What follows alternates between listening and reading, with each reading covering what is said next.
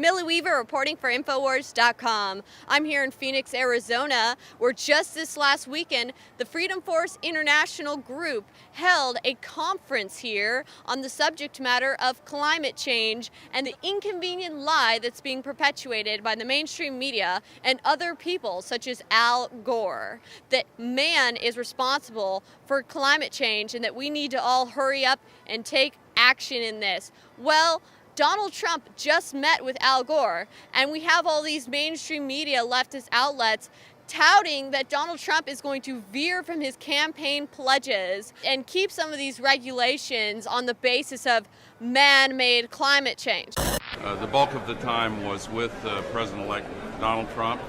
I found it an extremely interesting conversation and to be continued. And I'm just going to leave it at that. Thank you.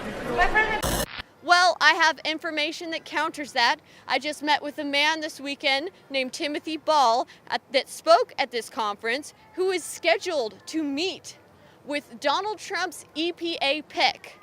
This is very important because this man has evidence that counters the beliefs and opinions of Al Gore.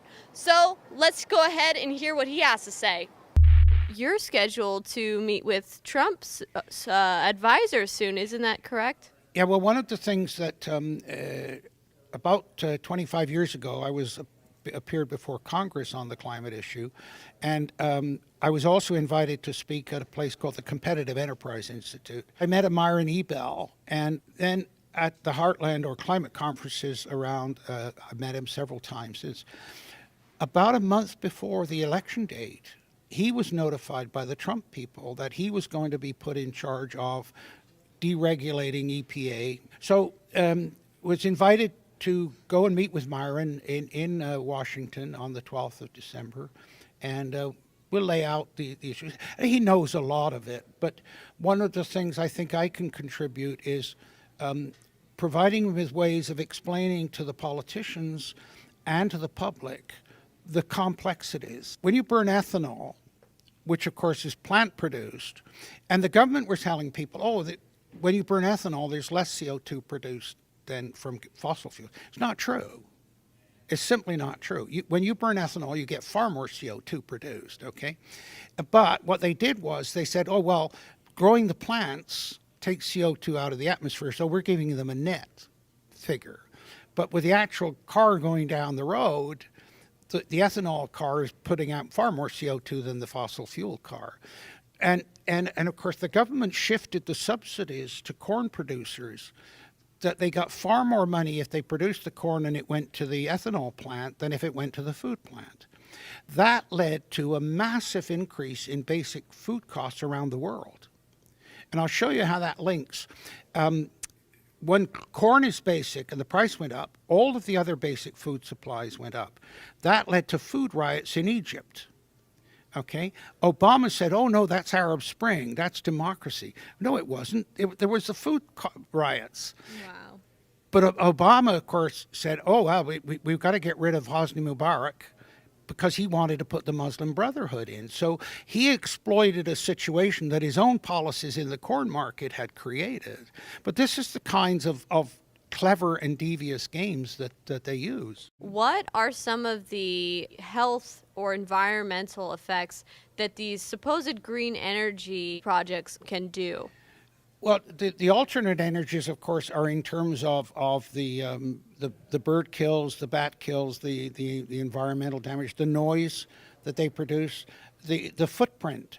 In order to replace a 1,000 megawatt coal station, you need acres and acres of land, because the turbines have got to be spread out because they interfere with each other. If you go by a wind turbine field, there's always one turbine turning. That's being driven by electricity off the grid because you need that energy to get the other wind turbines started, okay? Plus, once you're using wind power as a source of energy into the grid, you can only use about 12% of your total energy production from wind or solar, because if it disappears, the system will draw on the grid. And so the grid has to be able to pick up that power demand instantly. So what people don't know is when the wind turbines are turning, the coal plant is also running. So again, this goes back to this problem of doing proper cost-benefit analysis. And that is just missing in every phase of this whole environmental scam. And that needs to be looked at. And particularly if it's a project like a wind project, the government don't want to hear about the problems with it. They suppress all of that. But there are so many side effects. One of the things that's concerned me for a long time is noise pollution in our atmosphere. Like I have artificial ears because flying without proper hearing protection. But the noise issue and its ability to excite the cells and trigger all sorts of reactions, it's obvious that there's a problem. The biggest climate events that affect humans and animals are floods and droughts, and droughts in particular. And you know, in the U.S. here, virtually no research done on that, and yet those are huge issues. And water resources, the quality of water. I mean, you saw the Flint, Michigan situation. That's criminal in today's world. But the water issue, it to me is another one that simply has not received attention because of the focus on the global warming issue. Are you going to advise for him to kind of defund some of these different green energy projects? You withdraw the funding, the whole thing dies. If there was anything in it, and there was some money to be made in it, then private industry would step in and fill that need right away. But the fact they haven't proves that there is nothing. Trump is not going to ignore regulations. I mean, he's actually said it. He said, we can't get rid of the EPA completely. We do need to look after our planet. We do need to deal with pollution and so on. But there are so many other issues that are complete non-issues that if we took that money and spend it where it's needed, we could be far more effective. And of course, that's the whole idea about a business person is how do I spend my dollars most effectively? And so that's what I'm hoping to be able to do is say, look, you don't need to spend money here. CO2 is not a problem. And therefore, the money you're spending there, which is about $70 billion a year, can go to some other, for example, clean water supply in every city in America, in every community in America. And this is the problem, that real issues have been pushed aside by these phony issues. I mean, they talk about fake news. This is fake science, but for a political agenda.